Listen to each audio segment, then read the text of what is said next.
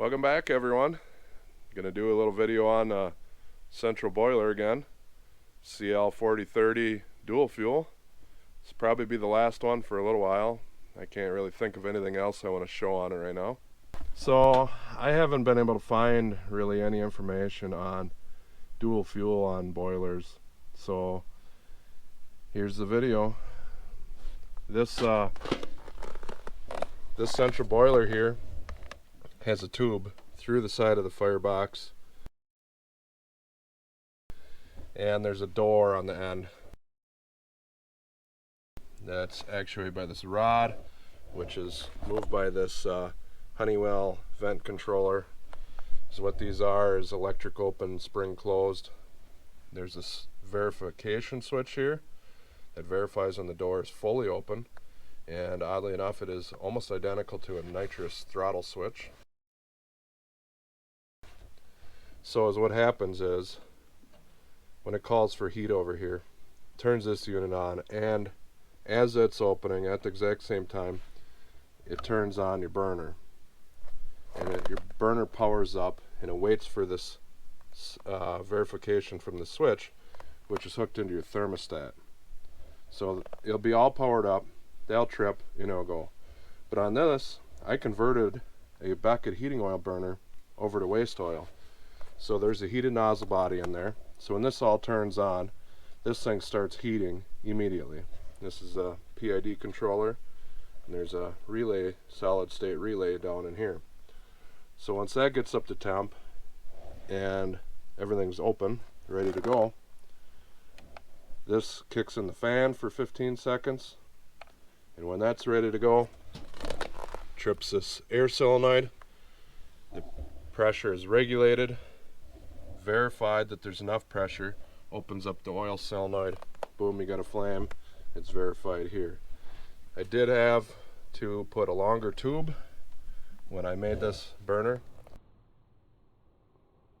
because the length of this tube here in the boiler, it was actually getting this glowing red hot. So I lengthened it by 5 inches from what I had. So the fireball's all on the main chamber now.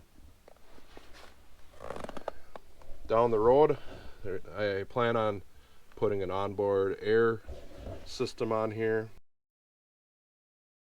Right now it's running on compressed air from the shop. So let's get this thing fired up. I got the bypass stick in the door. I got it set to fuel only right now. Go and take the thermostat, set it up to 195, so it'll kick in here. The door is opening.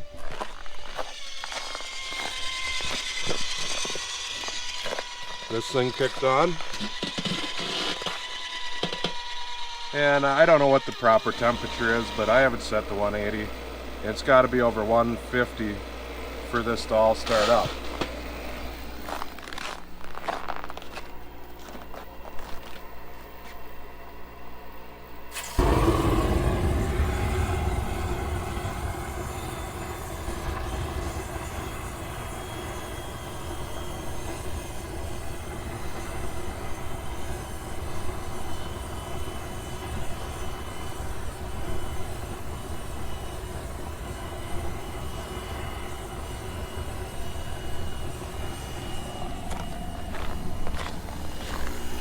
This cover fits on just like it should. The only thing I did is I sealed this up, because this little bit of air around the lines is plenty, and I'm trying to hold some of the heat in that unit.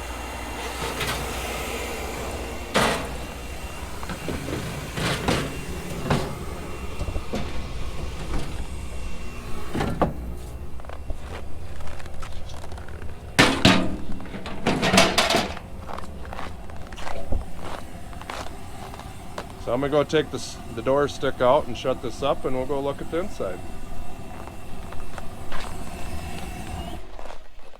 See, that tripped the door, and the door started closing, the thermostat switch kicked out. So once it's closed enough.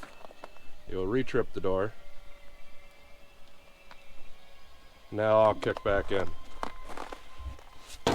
Obviously you run this with the door closed, but if you would really want to see your flame in there, you can have the door open about a hand's width to see it in there. So we'll just watch that start up again. A little different angle here.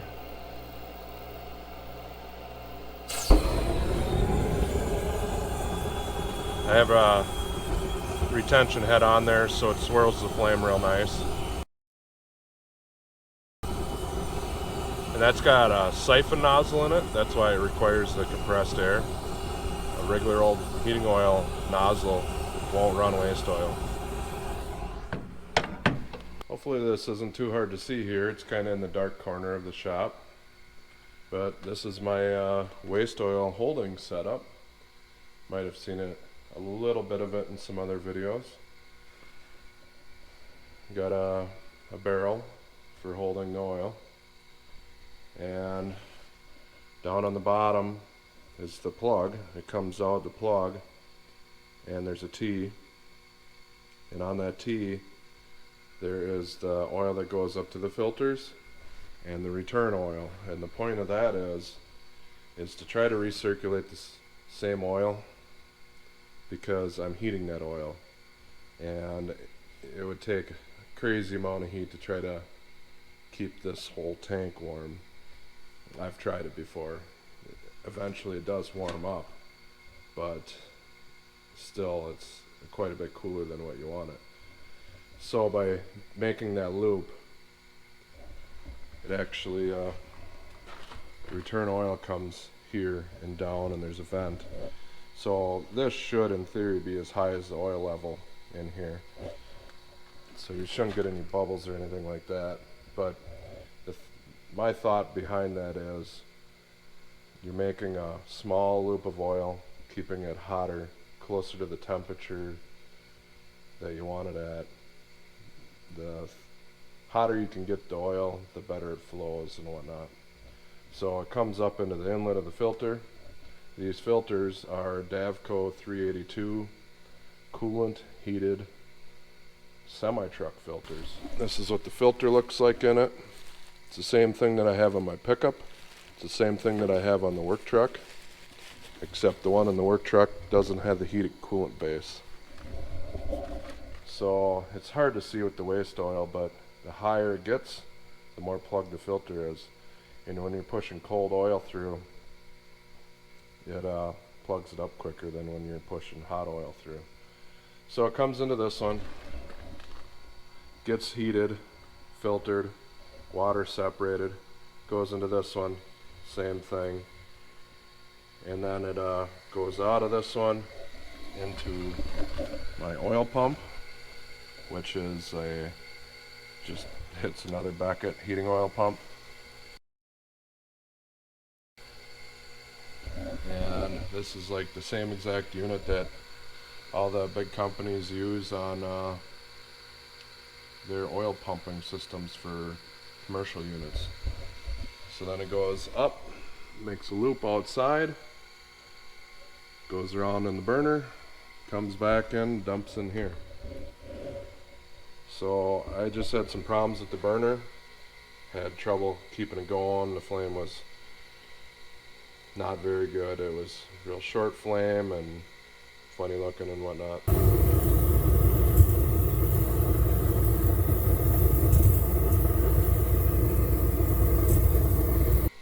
Well, you can't hear it right now because it's working perfect, but it sounded like there was aeration, like there was bubbles going through the pump.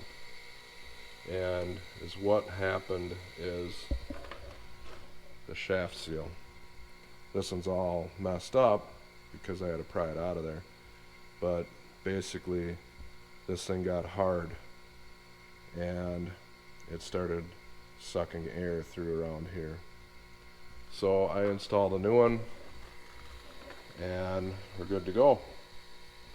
Pumping real good, pumping decent amount of flow. Burner's working great. So